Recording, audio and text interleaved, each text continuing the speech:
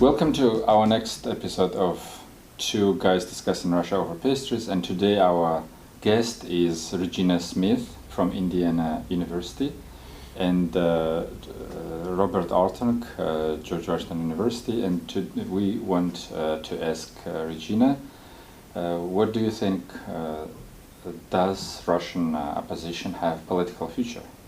So I'm going to say unambiguously yes. But I want to disaggregate your question. So there are two ways to think about this. Does the actual sort of activists and organizations and people who are involved in opposition have a future? And is the opposition influencing politics? Or do the people who are in charge of the opposition right now have a future? I think the answer to the first one is yes. I think the answer to the second one is probably not, right? So why do I think that this, ostensibly weak Russian opposition does have a future is because since 2005, we see this opposition growing and building capacity to challenge the state in a lot of different directions. So between 2005 and 2011, we see strands of protest movements growing up around single issues.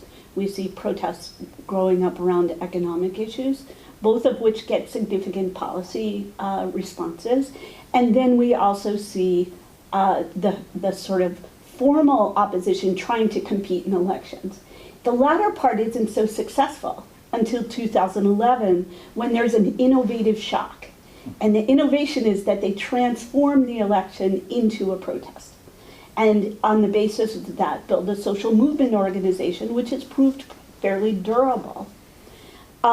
Building on that success, there's been a transfer of resources among two of these three branches, among the single issue activists and the political activists, and increased activation in elections. Now, do I think that they have some power even though they can't win? Yes. So, and this is my evidence. On Sunday, there were elections in Russian regions, in a number of Russian regions, and for governor. And we saw a lot of signs that even though Mr. Putin has 83% support and his political party has an incredibly high 65% of support, in many cases they did not win more than 40% of the vote, despite huge manipulation. And that makes me optimistic about the opposition. Mm-hmm. Well, I love your optimism, but let's see what Robert will say.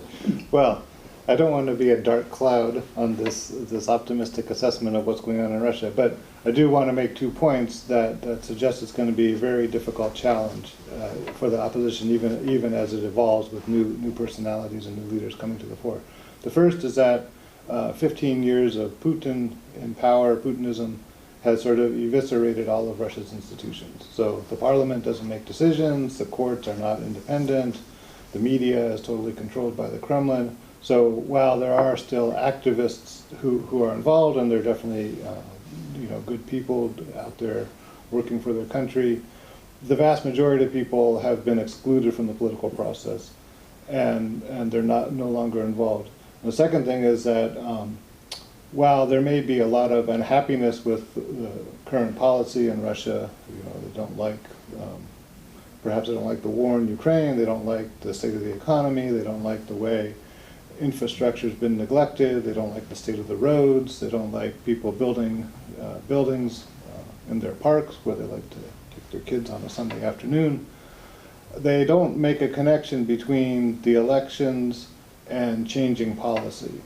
So this connection this feeling that you can make a difference in Russia has sort of been stamped out from the people. So every attempt by Navalny and by different groups to participate in the elections is sort of squashed. And while so it's amazing that there's still an effort to compete in these elections, that even though they know they're not going to win, they still go out there, make the effort, and show that there's change. The fact that they can't change anything, and there's not, and that situation is not going to change until Putin is no longer in the Kremlin.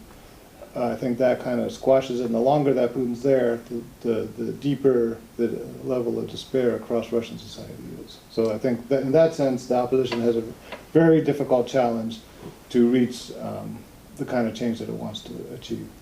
Well, that's a pessimistic perspective, though shared by a lot of... Not uncommon. yeah. So, do you want to say something? So I don't disagree that it's a tough road to hoe and that it might be some time before we see the manifestation of this opposition capacity and innovation. And I also don't disagree that institutions are in disarray. But what that means is that things are very volatile in Russia. And we often take the last thing that happened as truth. Putin's ratings are now very high, and that's truth. But 2 years ago, Putin's ratings were low and dropping. And we thought that was the trajectory. Mm-hmm. So the thing that makes me, and it's also true that the Kremlin has stepped up its game in terms of its own capacity, particularly in elections, right? Mm-hmm. So the Kremlin has stepped up its capacity to control elections. A lot of what it's done to manipulate the political system has bolstered Mr. Putin's ratings, but hasn't made the regime better at governing. It hasn't made the regime more effective at representing citizens' demands or responding to crises. And in this moment of volatility, the opposition is building capacity to respond and capitalize on that, while the government isn't. Mm-hmm. And I wonder if that's sort of the root of what I see as really important about politics right now. Mm-hmm. You revived our optimism. Are you going to ruin it again? Well, no, that's a very important point. I mean, not to, I mean, the format is I disagree with you, but in practice, I think that you're right in the sense that the opposition is building this kind of latent capacity that is building connections among people. They're building networks. You know, there's Facebook groups. There's ties among different actors who are getting out there and being involved. We saw with Navalny's mayoral campaign and some of the activism in the most recent regional elections. And you know, certainly, I'm sure the Kremlin is extremely scared how they're going to manage the upcoming Duma elections in 2016. And so the fact that they don't really feel like they have things under control necessarily, that they have to put so much effort into squashing down this you know, apparently weak opposition, suggests that it's not as weak as it appears, and that there is something to it.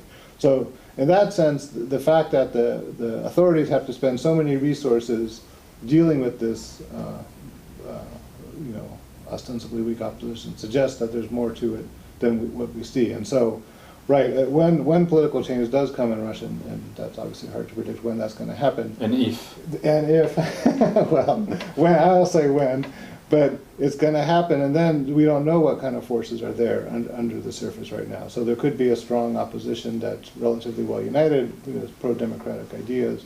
That's one interesting potential. Okay, so we have a very positive affirmation that there is future for opposition in Russia, and Bob agreed that maybe, but doesn't see it right now, I guess.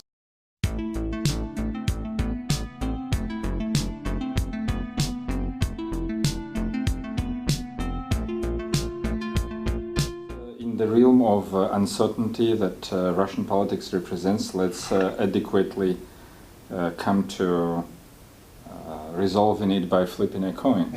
Who calls? So, as a guest, you call heads or tails? Heads. Heads, okay. And it is heads. All right. Yes, so... I was going to claim it was fixed. Political opposition has future in Russia. Thank you very much for being our guest. Yeah. Thank you for being Thanks on the for show. having me. Yeah.